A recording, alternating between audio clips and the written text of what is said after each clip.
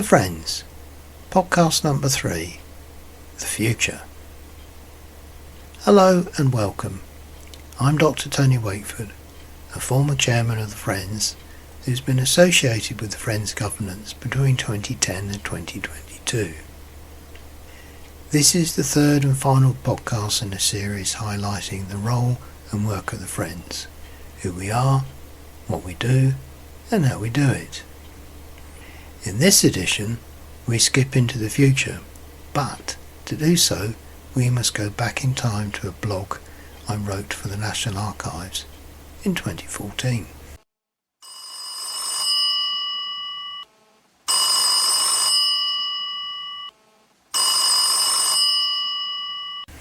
It's 3 o'clock in the morning. I sit bolt upright in bed, shaking in a cold sweat, roused from the most dreadful nightmare. Could it be true? Yes. The grim, harsh reality of a hard-hitting, awful truth.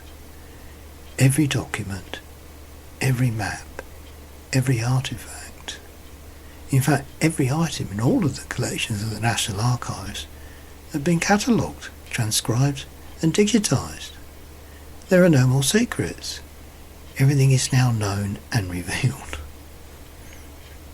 The contents of every individual historical record is now known and fully accessible. Documents that were once physically produced for the reader, oh so 20th century, are now readily available online at any time and from anywhere in the world. In fact, I ordered the last ever document to be physically produced a couple of days ago, a mini-book for the London, Brighton and South Coast Railway in Rail 414. The National Archives is now closed to the public.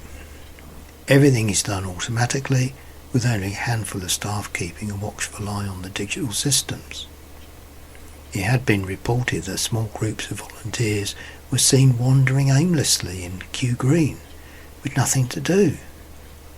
Once a fortnight, someone pops by to cut the grass and tidy up in Pocket Park. By now, you will have concluded that I've lost the plot. Well, let me explain.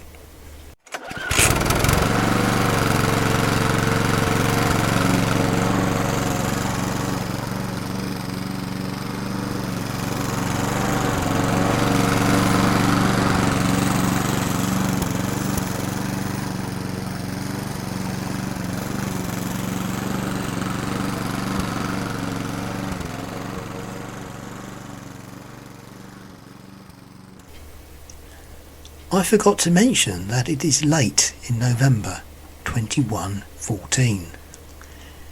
How I got here is a long and rather complicated story.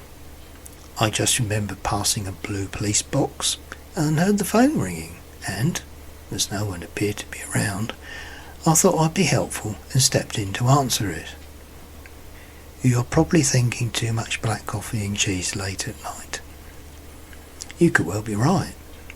But there is a simple truth. At some point in the future, everything will have been done. There will be no more cataloguing, transcribing, digitising or volunteering. There will be absolutely nothing left to do.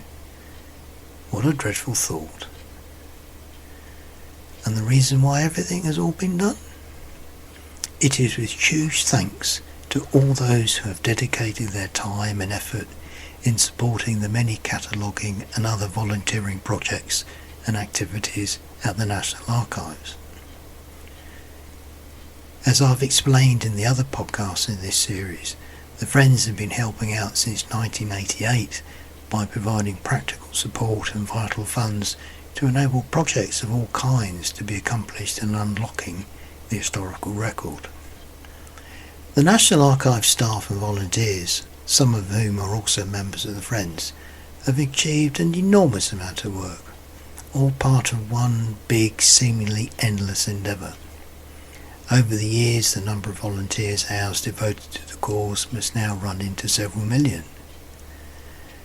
But nothing lasts forever, and traditional means have given way to new technology. New and more effective working practices have helped to accelerate the pace of making the records more accessible, until eventually that Nothing Left to Do Day arrived. And this is where the Friends come in. One of the more recent innovative ways in which the Friends are supporting the National Archives is through the Research Fellowship Scheme. It focuses on developments in digital capabilities and the ways in which it can not only speed up accessibility to the historic record, but also enable new means through a greater and more detailed analysis of the information contained within the historic record itself. For example, optical character recognition has been around for some time for scanning the printed page. But the game changer is the machine reading capability of manuscript documents, and considerable progress has been made in the development of software. The digitising of the historical record opens up new capabilities for extracting information and making connections across a wider data set of historical information. Joining dots between seemingly unconnected sources offers some intriguing and endless possibilities. The Friends Fellowship Programme is helping to open up and explore these new capabilities and ways of conducting historical research.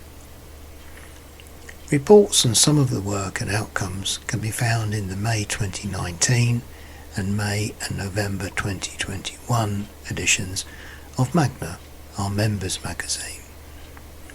It is not just our research fellowship, but also the possibility of other new and innovative ways in which we can support and assist the National Archives in their future work. That Nothing Left to Do Day will come, but not for a little while yet, although the clock is ticking, and my predicted scenario will be with us in around 90 years or so. In many ways it will be a sad day when that happens, because at that point the National Archives will lose its mystique, that sense of wondering what the next new discovery will be. So, let's not rush, take it steady and enjoy the journey as more of our history is revealed. It reminds me of a quote from Robert Louis Stevenson's essay El Dorado. To travel hopefully is a better thing than to arrive. Oh, sorry, must dash. That phone is ringing again.